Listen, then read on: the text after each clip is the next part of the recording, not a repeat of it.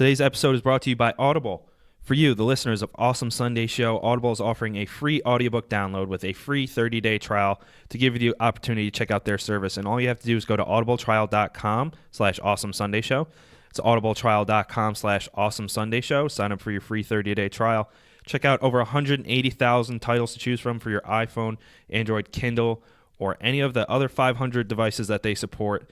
Might I recommend The Hobbit, unabridged version by J.R.R. Tolkien. Forget the movies. Listen to the audiobook. They have 180,000 to choose from. Promise you won't be disappointed. All you have to do is go to audibletrial.com/awesomesundayshow for a free audiobook download with a 30-day free trial. Thank you, Audible, for sponsoring this episode. And today's show is also brought to you by BarkBox.com. You can get one free extra month of BarkBox at www.getbarkbox.com/awesome. What is BarkBox? Well, I'm glad you asked. Every month, BarkBox paws pick the best all-natural treats and innovative toys to match a dog's unique needs, including allergies and heavy chewer preferences.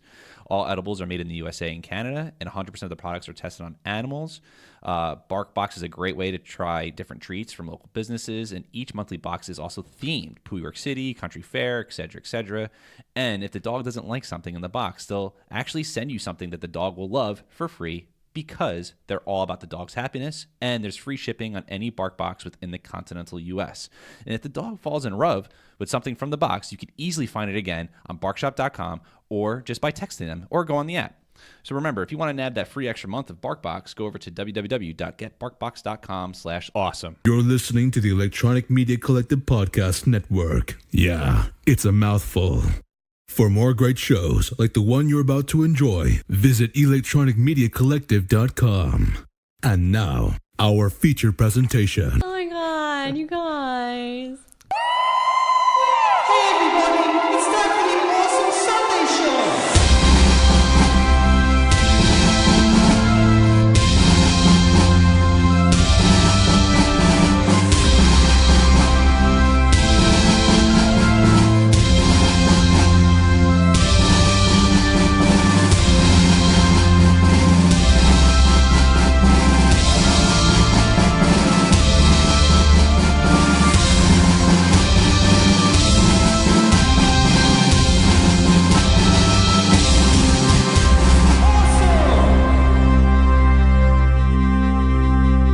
Hey everybody, welcome back to Awesome Sunday Show. Connor here. And Pat as well. Pat, how you doing? Doing fine. Back in 2019. New year, new me. Hashtag blessed. Ooh. First episode of the new year. Hope everyone had nice holidays. Connor doesn't wish that upon you, but I really do.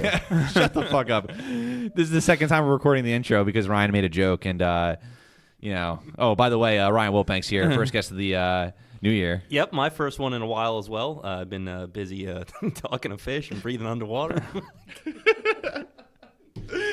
No, keep it in. It's fine. We're re-recording the intro because I cracked it like kind of like an inside joke that we're not airing. So, but like it just was. It was fucking good. It was good. That's all you need to know. Yeah. Honestly, none of their business. If we're being honest. It's none of their business. Yeah, fuck it. But anyway, Ryan, thank you for coming to the first episode of 2019. Wow. Always. Yeah. And we're going to be talking about Aquaman. Maybe a little bit of In the Spider-Verse if you want to. I don't know. No, let's get that. Deserves its own episode. Yeah. All right. Well, next episode will be Spider-Verse. Okay. But yeah, definitely Aquaman.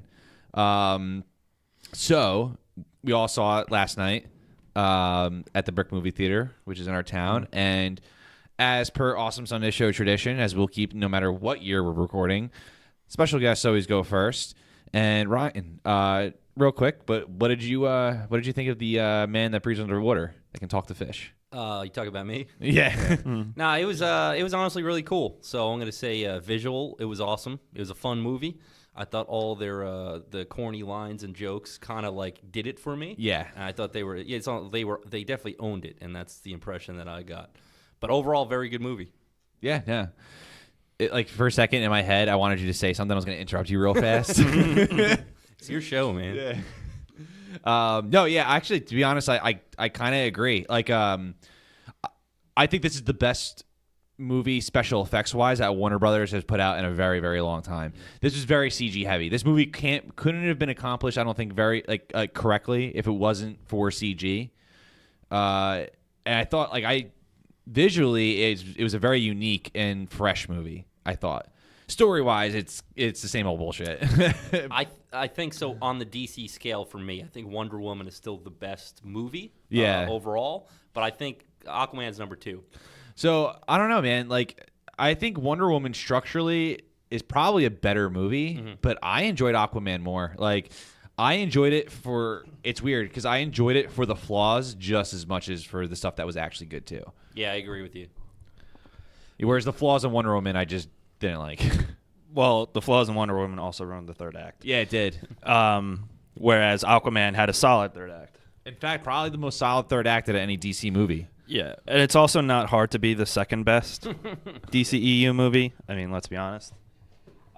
Even though Connor loves Batman vs Superman, Suicide Squad, and Justice League, he has them all tattooed up in his arm. I wasn't going to leave you an opportunity to say one or the other against me.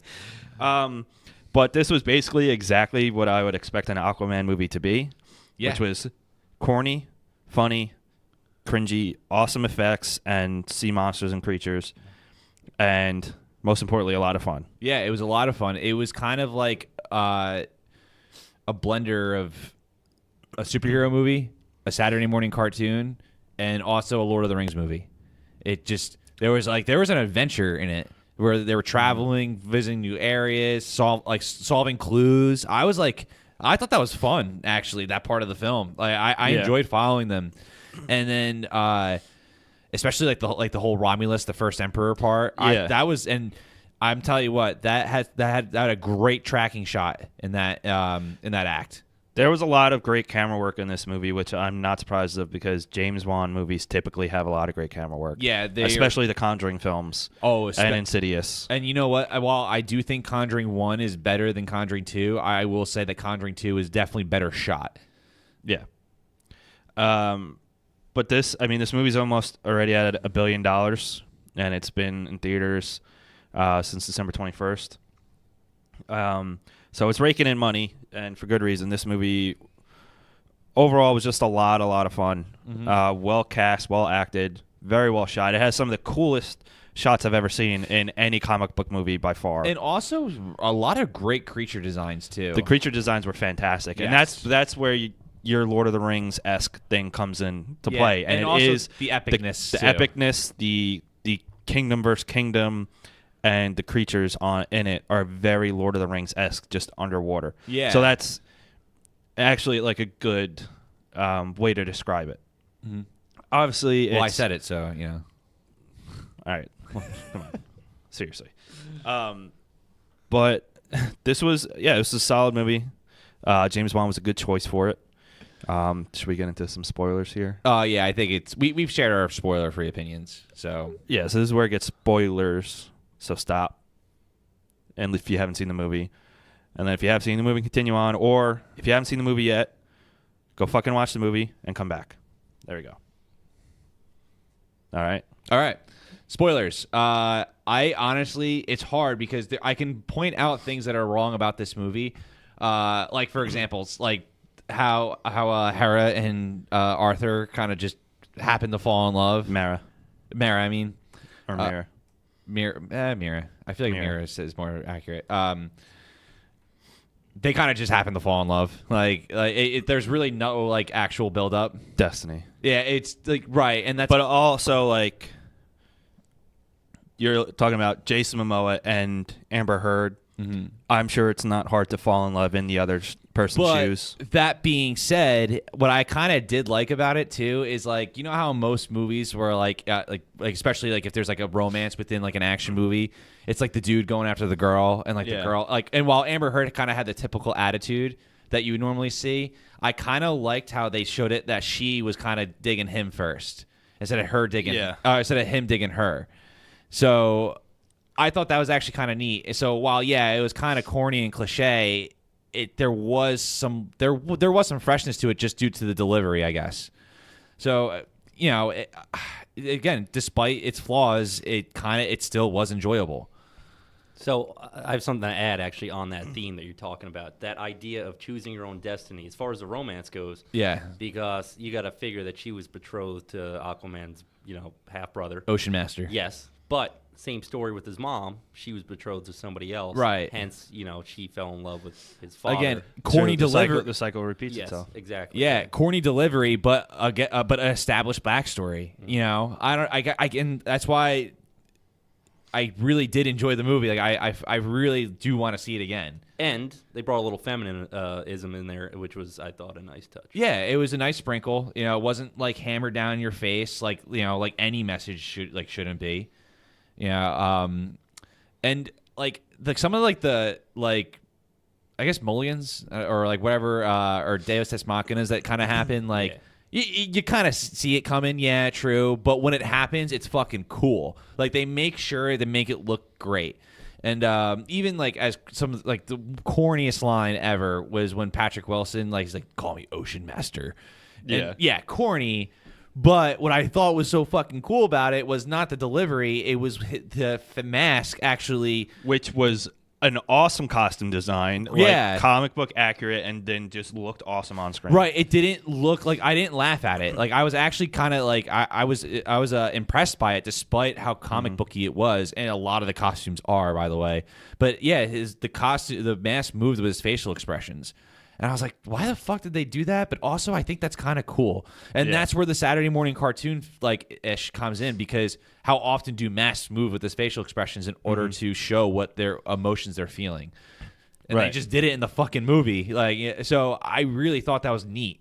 Yeah, no, it was. I agree. The line itself is corny, but who gives a shit? Because it was everything around it was cool, and then the act of him putting on that awesome mask was cool. And there was the costume design in this movie was great. Yeah. From the classic Aquaman movie, Aquaman armor, Mira's armor, Atlanta's armor, and then Ocean Masters, and then like the Atlantean troops armors, and then my favorite was Black Manta's. That suit was sick. And I like how when he's first developing the Black Manta suit, they show the classic design of the helmet, because it originally wasn't black. It was that silver one that he welded together. Right. But that final suit was fucking awesome. I loved the shit out of that suit. I thought that was so well done. And I don't think he was wasted in this movie. I don't think he was shoehorned in. Not I think at all. he was used correctly. And obviously, in the end, he gets set up for Aquaman 2, which has to happen with the money that this movie is making. But I thought that was the costume design in this was just as good as all the creature designs. Yeah, it's they're and the costumes really blend well with the special effects and the environments too. Especially I feel like there's also in Atlantis the different soldiers had different color armor. Mm-hmm. So a lot of I would say elite soldiers maybe were all in red. Yeah, because they could fight really well. And they were using swords. And they were using swords too, so they're clearly combat trained in some sort of martial art or whatever combat they train in. And but then the fucking white Atlantean soldiers were kind of like the stormtroopers of the whole group. So they're kind of just shooting. Yeah. Oh, and the red, the Praetorian Guard. Oh yeah. There you go. Good reference drop. By the way, we haven't had a good Star Wars episode in a while. I think that needs to happen again. Okay. As soon as you stop thinking that the prequels are better than all the other ones. Yeah, and as soon as you stop saying that George Lucas should return to direct the new movies. I didn't realize my name was Kyle Heston. Also, the tech that the soldiers were using was really cool. Yeah. I mean, just all the tech in general, the Atlantean tech. Because they even say that back when King Atlan, the first king of Atlantis, which is, I don't remember several thousands of years before the movie took place, they had technology that already advanced that the world hadn't seen, and they only got better from there. So it's not surprising. And just the whole city looked awesome of Atlantis. You don't really see the cities of the other kingdoms. You kind of just see them in the throne room. But the technology in here was really cool, and the fights between Aquaman and Orm were really well done. With the tridents. The first fight in the Ring of Fire, I thought was really, really well done. Mm-hmm. And what I like too is Jason Momoa. He kind of is kicking ass actually. He's not he doesn't get his ass whooped the first fight. He kind of barely loses. Yeah, and which Which you come to expect. It's not. It's Yeah. It's the beginning of the movie. Well, yeah, of course, he obviously wasn't going to succeed, and that's the reason he lost is he's going for brute strength over skill or Right. tactical skill, which is what Orm was doing, and Volko, reminds him like, it's not always strength, and then they show a cutscene going back to when he was training him. So it shows the difference between the preparedness of Orm and Arthur. You know what love story I actually thought was really well done though, was Aquaman's parents. And how I thought the beginning was very like it was funny, especially when Nicole Kidman eats the goldfish. Yeah. like just slurps it right up. And I thought it was actually kind of touching how he would like every sunrise he would wait by the dock. He did it for years and years and years. And I was like, at the end it was like I'm glad that that's how they ended the movie on that note, which was how it began. And that was actually I think a smart decision. Yeah, it's very poignant. Yes. For sure. A lot of the emotional aspects were handled really well. Like when Arthur reunites with Atlanta, his mom, was really well done. And like even though he didn't actually really know her, the emotion of seeing her again, which was, I guess supposed to be a twist, technically, but was a little predictable once she got saved. Which was fine. There was nothing wrong with it. I think it actually served the plot better for it to be her versus anything else. Like pretty much I would say a few seconds like after Hero is saved. I pretty much figured out by then it was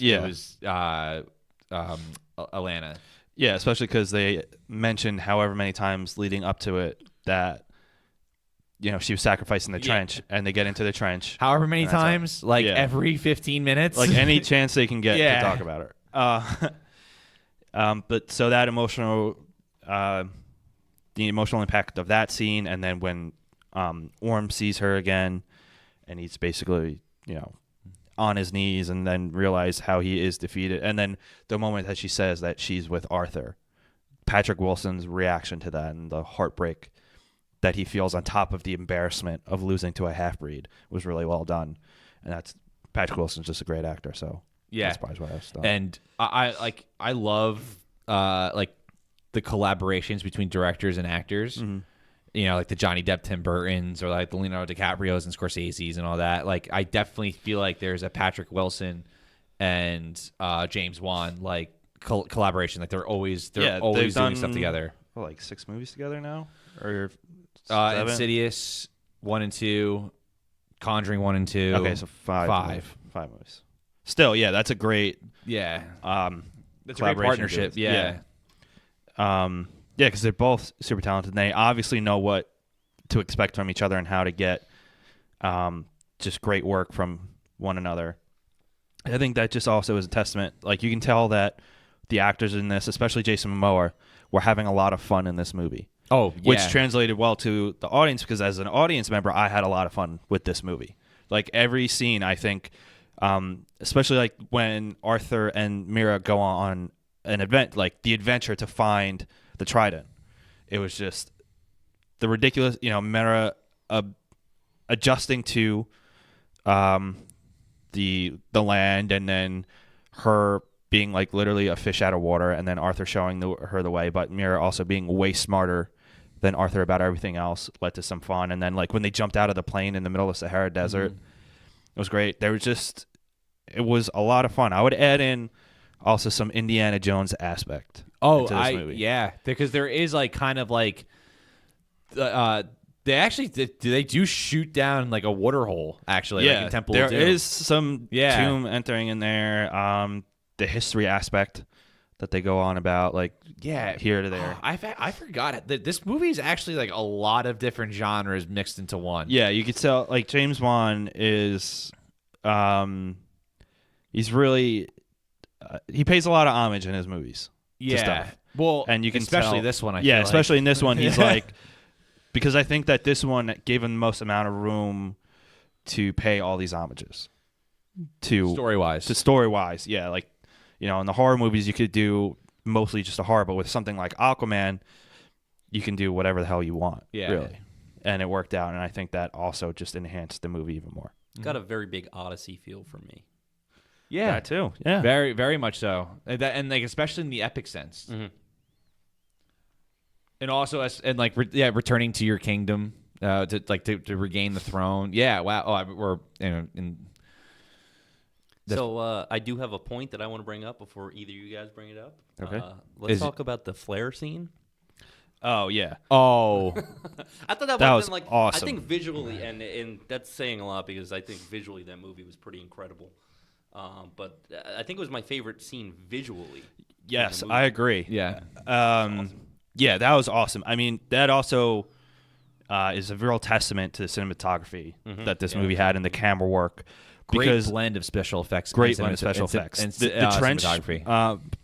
creatures were very well done And scary. and scary. And then just to have it placed in the middle of the storm at night, and Arthur and Mary battling against them, and then Arthur, so you know some stuff when he activates the flares, but when he first sets off the flare while they're outside on the actual main deck of the boat, and that flare shoots off and everything else is dark around them, but then the light spreads through, was awesome. And then once they jumped into the water with the thousands and thousands of those things coming at them, that was one of the coolest shots I've seen all year, it was badass. dating back to last year, and just in any comic book movie ever. That was fucking phenomenal. That was like that shot alone was worth the ticket. Yeah. Very few movies like do that where I'm like that scene alone or that shot alone. It was like I would have paid just to see that. Yeah.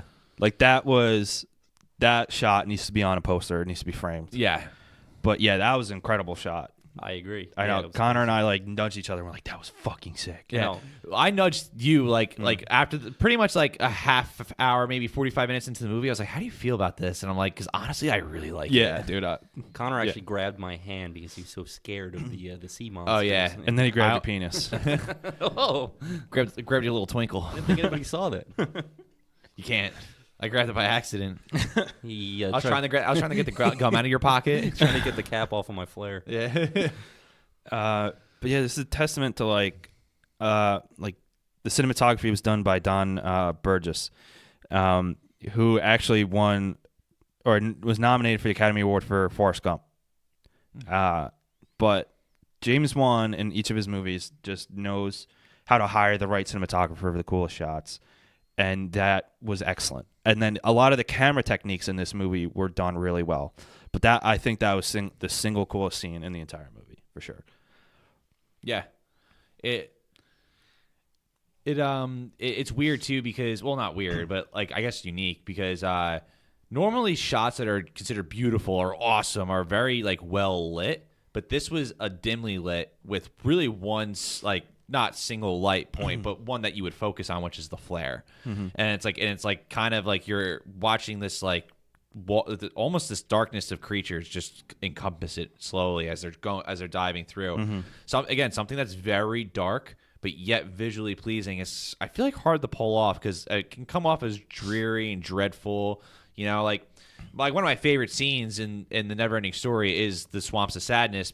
One for how significant it is, but like if the whole movie was like that, you'd be like, or if like an entire like act was kind of like dedicated to it, you'd be like, oh, all right, come on, can we see some like color? Like, but no, this was like it was so intense and so action packed, but as well, like again, I guess because he's a horror director, so he has to make things look good in the dark. That I think that's probably where this scene benefited from was just from the fact that how well versed he is in horror movies. That's a really good point. Yeah. And then just going off like the way that they showed off and kind of established the history of Atlantis, I thought was really well done. Like when they show it fall into the sea because they got too greedy with their power and the way that they were trying to advance their technology. Was really well done because it's kind of I think in mythology Atlantis was sunk because was it an earthquake or because the gods punished them for In the comics or in the movie? no in general like in the mythology of Atlantis like I have no idea. I think it's something like that. Yeah, it's I think it's like something along those lines. they kind of like were trying to go against the gods and they got sent, and that's how they ended up down there. But just how they showed that like all those citizens that were of Atlantis, they separated into those kingdoms and they all developed differently. That's like those trench monsters were former Atlanteans. and the brine, which were like the crustacean They creatures. were fucking awesome. They were sick, and that one was so funny. Like, I guess he was supposed to be the king of the brine or whatever. That was super cheesy. His final line, but was also just really How well did done. What did he say again? He goes, "You may take my army, but you will never have My loyalty. my loyalty," or something like that. But speaking of that whole fight was sick. Yeah. And that's really where like the Lord of the Rings battle or Lord of the Rings influence came in for that battle. Because that battle was awesome. And again, like kind of dark, but still enjoyable to watch. And you could still see some like colors, despite a lot of red and but then just everything you can see. Like it was visually again for something that was underwater and fast paced, quick shots, here jumping from all over the place. It came across so coherent at the same time because it's not like they're just fighting on land and they're jumping around and there's one platform. They're underwater, so that means there's multiple layers of warriors, like in sharks, like on the sea ground, swimming around. So the fact that it was coherent on top of that, again, that's fucking really hard to pull off, man. Yeah. And I'm so happy it came out as entertaining as it did. I know, especially because of that was all CGI, and to coordinate some of these things Right. with the amount of CGI that was necessary in a scene, usually it could come out clunky or the CGI can look bad or it's just not well choreographed. Yeah, but it's very easy it didn't for- happen in this. Yeah, it's very easy for CG to take you out of the experience Yeah. because it's, oh wow, well I can tell that's Yeah. fake, and right away that This brought me into disconnects it, you to the and movie. I kind of wish that we saw it in IMAX because I think that this movie is Yeah. definitely something you can see in IMAX and enjoy. And then, of course, in that scene where, what is it called? The Karathian the Karathan, the mythical monster that was guarding, that comes out and just fucks everything up. Yes, And once they left where Arthur recovered the trident, I was like, oh, man, I kind of wanted to really see what this monster was all about because you just see her tentacles. right. And what a way to introduce and actually show off the monster I know. for that. Voiced by Julie Andrews, by the way. I didn't know that. Yeah, the legendary Julie Andrews. That was sick. It was like, I mean, everything about this movie was so well done, and even like the flaws are well done, and they are very appropriate to an Aquaman movie. I think it was kind of one of those things they just accepted and rolled with it. Yeah. Actually, the cast too. I mean, we've just been kind of mentioning them like nonchalantly, but the cast itself I think, is also what kind of sells it. Yes. I can't believe how subtle Willem Dafoe was. I know. It was kind of weird Yeah. to see him very restrained. Yeah, he was very like held back. He's not as typical Willem Dafoe. or Spider-Man Willem Dafoe. Oh, yeah. That's a good one. Think about But it. yeah, I think that Jason Momoa and Amber Heard had great chemistry. Yes. And even in the few scenes they were together, Nicole Kidman and Arthur's dad had good chemistry, and a lot of it, they didn't really speak for most of the emotional aspects and most of that relationship before she has to go back to Atlantis were well done. Patrick Wilson, again, is just a terrific actor, so he can act with dried paint and make it interesting. Dolph Lundgren was solid in the couple minutes he was in there. He was in that. Yeah. And then the actor who played Black Manta, I'm going to say this wrong. I think it's Yahya Abdul Mateen II as David Kane Black Manta was good. I really liked him. Which again, obviously the focus was not going to be on him, but I really liked the way that they used him. And although the death scene with his dad was kind of dumb because he didn't need to blow himself up, the performance in that scene was really well done. Right. And I think that there's also like that. So That scene could have gone so many different ways, though. Yeah.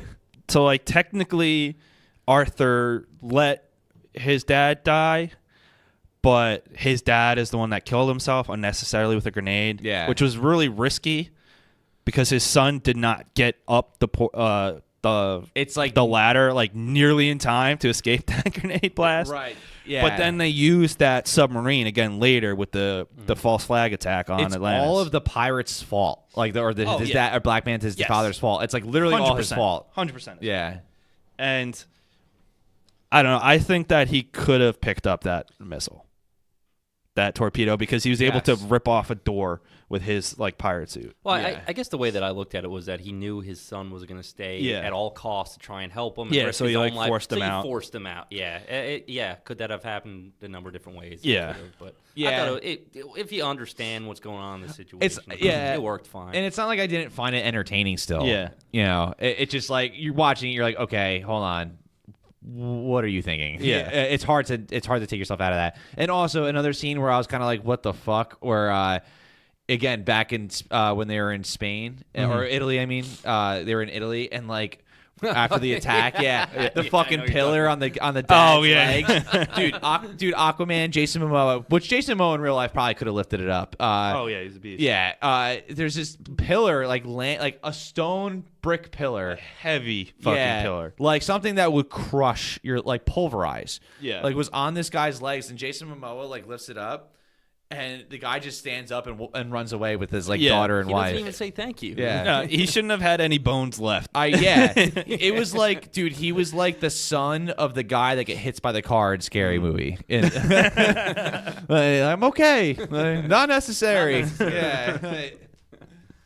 I remember laughing at that in theater. Yeah. We both looked at each other. Like, what the Yeah, hell? that was pretty dumb, but Like, what the fuck? Maybe they'll bring that guy back in another movie. Like, remember me? Yeah. Like, He's kind of like in each sequel, that happens to him every single time. or like Malcolm McDowell in the from Mad TV in the Austin Powers movies. Yeah. He's like in every single one of them. And he's like, Yeah, they need to do that for each sequel, Yeah. just to bring. Even at one point, he just ends up in Atlantis and something falls on his lap. I hope. but like if they really did do that, that would be fucking so funny. That would be great. Yeah. I hope that guy got like VIP tickets to like the premiere with his family, and he's like, "Guys, this is my big break." And they're all like, "Yeah, that was great." Fucking great. And then, of course, when Mira like starts eating the roses because she saw people eating like other foods. Yeah. That was like very like dumb, but it was funny. It was kind of endearing because it showed just like It also kind of does make sense that something like that could happen. It also just showed that like as dumb as Arthur, or not even dumb, as ignorant, not in like an arrogant way. Like he's ignorant to a lot of the way that a lot of things work, especially when it comes to Atlantis. She's also in the same vein when it comes to things on Earth, and like she doesn't recognize the difference between certain things. Mm-hmm. And she also seemed to really like the taste of those roses, so she must be eating a lot of kelp down there. Maybe some kelp burgers from Chumbucket. Plankton. Plankton should be the next villain. That would be awesome. Yeah. I want a Mermaid Man and Barnacle Boy live action movie. That'd be sick, and I wouldn't be surprised if that doesn't end up on the big screen at some point. Could be. Let's make it happen. We'll pitch it on Kickstarter. Yeah, I think it'll get maybe $5. All from Conway. All right. Anything? Any other points you want to bring? No, I feel like it's funny because I try to like make a point to bring up some negatives, so I'm not just fucking like either or even positives. Yeah. So like especially to like when I'm reviewing a movie, whether I love or hate a movie, I try to say positive or negative things just to try to be fair and objective. But like, I feel like the negative things I said, I was like excited to say. Well, yeah, because like we said from the beginning, there were negatives and flaws to this, but it just made the movie that much more enjoyable because we embraced them. Or honestly, if because it doesn't, the movie embraced them yes. too. Yeah, and even if you don't embrace them, like the good stuff is good enough to where you're just not going to give a fuck. Yeah. I thought it was pretty cool that they casted some of the same sharks from Jaws and Deep Blue Sea and all the other movies. There's also Left Shark in there. That's right, yeah. I'm just happy to see they're getting work. Dude, imagine you see fucking like Samuel L. Jackson's head like floating Oh around. my god. Dude, okay, can we got to do a Deep Blue Sea review soon. Oh, I'm down. Thomas dude. Jane just peeing off the fucking side. I'm 100% down. You ate my bird. Give me a bird. One thing that was funny was Randall Park as Stephen Shin, who is from the comics, who basically is obsessed with discovering Atlantis. His talking on, he's basically like Alex Jones in that like TV interview that he was on, except he was right. But I thought that was funny, and Randall Park played 2 really great cameos in comic book movies over the past year, because he was in Ant-Man and the Wasp, and then now kind of playing opposite ends of the spectrum. But then now I wonder what they're gonna. I just realized like what you're talking about. Oh yeah. So it'll be interesting to see him working with Black Manta in the next movie, and then now that who knows what's going to happen with certain characters that they're forming the Injustice League or the Legion of Doom with, like Lex Luthor and Deathstroke, but Black Manta is a classic member of that. You know who I keep confusing him with, and I wish I knew like whoever this actor was, but I keep thinking he looks like the guy from Hot Rod that does that dance. See if it's the same person. Doesn't it kind of remind you? No. No, I think there's a word for that, Connor. What? What? That guy's awesome though, from Hot Rod. Rod knows my name. Yeah. No, he's not in Hot Rod. Okay. Yeah, I know the word that Ryan is thinking of for you. Yeah, it starts with an R and rhymes with bassist. Oh, shut the fuck up. God, I can't say anything without the left criticizing me. Oh my God. I was just about to say somebody, but I can't. I'm not gonna say it. Let's I thought we were boys. yeah. All right, let's not dive any deeper because Yeah. we know we're kidding, but I feel like people are gonna be like, "Are you Yes, kidding?" we were not serious. Yeah. Just let us disclaimer on that. Let us breathe. Okay, so I guess we'll just get down to final scores out of 10. Ryan, after you, please.